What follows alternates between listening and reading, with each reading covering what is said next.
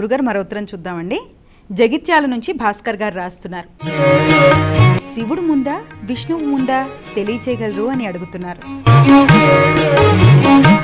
శివుడు ముందా విష్ణువు ముందా వినడానికి చాలా సులభంగానే, కానీ విత్తనం ముందా చెట్టు ముందా అనేటటువంటి ఆలోచన ఎంత ప్రాచీనమైనదో శివ కేశవుల చర్చ కూడా అంత ప్రాచీనమైనది.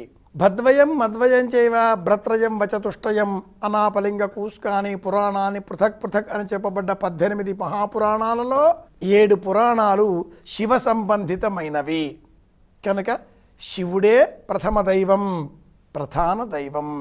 ఆధారమైనటువంటి శివస్వరూపం లేని ఎడల సృష్టి కొనసాగించే క్రమం, వృద్ధికారకమైనటువంటి క్రమం ఎలా పొసగుతుంది?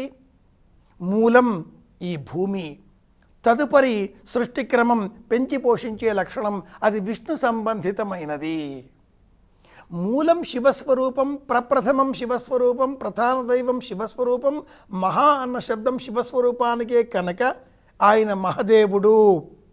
ఈ జ్ఞానం కలిగినటువంటి సమస్త రాక్షస గణములు సులభంగా అనే ఉద్దేశ్యంతో శివారాధన చేసినట్లుగా పురాణ ప్రపంచం అభివర్ణిస్తుంది.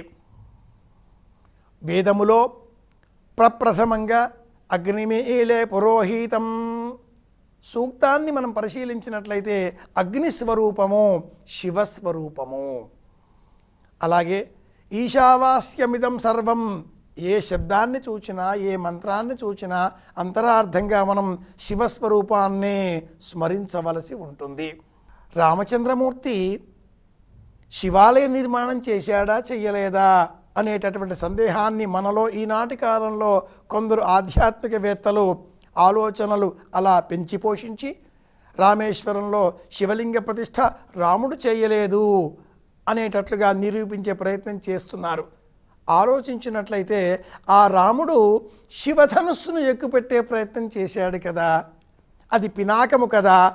పరమపూజ్యమైనటువంటి స్వరూపంలో ఇంకా పూర్వంగా ఆలోచన చేసినప్పుడు శివుడే ప్రధాన దైవం అనేటటువంటి సందేశాన్ని రామాయణ భారత భాగవత గ్రంథాలు 18 పురాణాలు ప్రత్యక్షంగానో పరోక్షంగానో ఉట్టంకిస్తూ ఉంటాయి.